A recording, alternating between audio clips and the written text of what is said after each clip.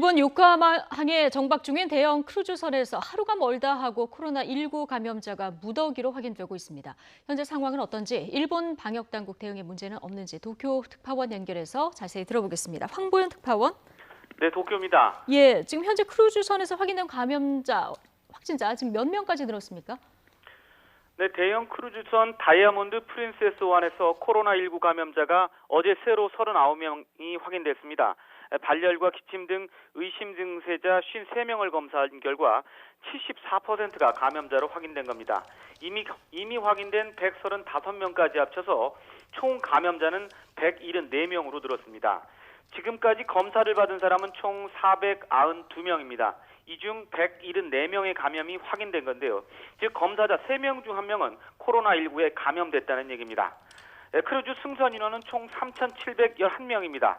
아직도 3,200명 정도는 검사를 못 받은 겁니다. 검사가 계속 진행될수록 감염자 수는 더 늘어날 가능성이 커 보입니다. 예.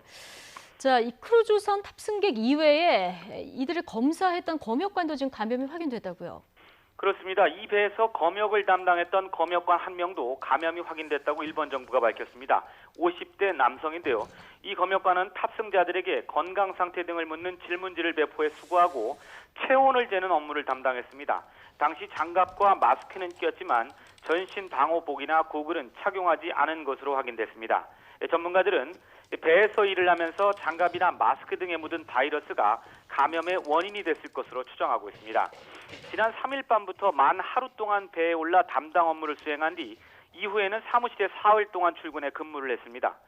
지난 3일에 검역을 한 뒤 지난 10일 감염이 확인됐는데 이때까지 사무실에 나가 근무하고 평상시처럼 행동했기 때문에 이 과정에서 사무실 내 다른 직원들이나 가족에게 바이러스가 옮겨갔을 가능성이 제기되고 있습니다. 예.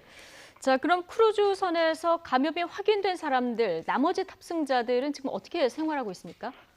네, 감염자들은 곧바로 배에 내려서 감염증 전문 병원에 이송돼 치료를 받고 있습니다. 지난 5일 이후 감염자가 거의 매일같이 나왔는데요.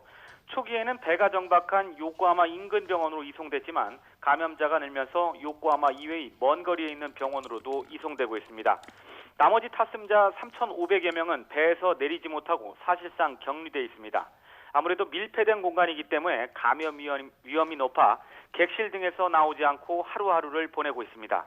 크루즈 여행객 중 80% 정도가 60대 이상일 정도로 고령자가 많아 일주일이 넘은 격리로 건강 이상을 호소하는 경우가 적지 않습니다. 또 지병이 있는 탑승객도 많은데 이들은 준비한 약이 떨어져 건강 이상이나 정신적인 불안으로 고통을 호소하는 것으로 알려졌습니다. 예, 지금 우리 국민도 배 안에 타고 있는데 건강 상태는 어떻다고 전해집니까? 네, 승무원 5명과 승객 9명 등 총 14명이 우리 국민이 배 안에 타고 있습니다. 아직까지 코로나19 감염이 확인된 사람은 없습니다. 우리 대사관 측은 이들과 수시로 휴대전화로 연락을 취하면서 상황을 체크하고 있습니다.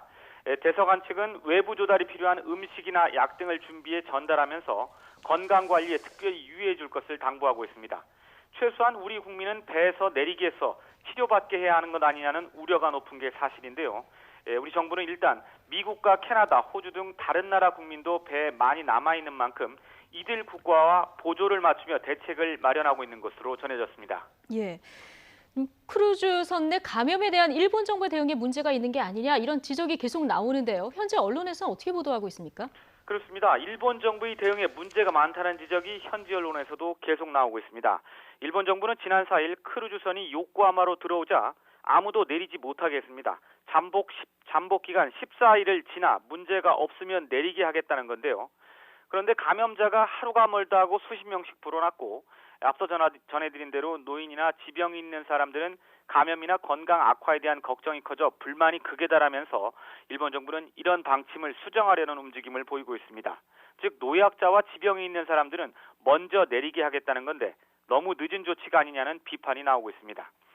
의심 환자만 골라서 감염 여부를 검사하는 선별검사도 전수검사로 바꿀 태세입니다. 선별검사로는 불충분하다는 지적이 계속 제기되어 온 만큼 이 역시 늑장 대응이라는 비판이 쏟아지고 있습니다. 허술한 초기 대응도 도마에 올랐습니다. 크루즈선 내 감염 사실을 알고도 사흘이 지나서야 객실 격리와 공용시설 폐쇄 조치를 내리면서 그 사이 바이러스가 빠르게 퍼졌을 가능성이 크기 때문입니다. 늦어도 너무 늦은 초기 대응과 갈팡질팡하는 방역 대책 탓에 감염자를 오히려 키웠다는 지적이 나오고 있습니다. 지금까지 도쿄에서 YTN 황보현입니다.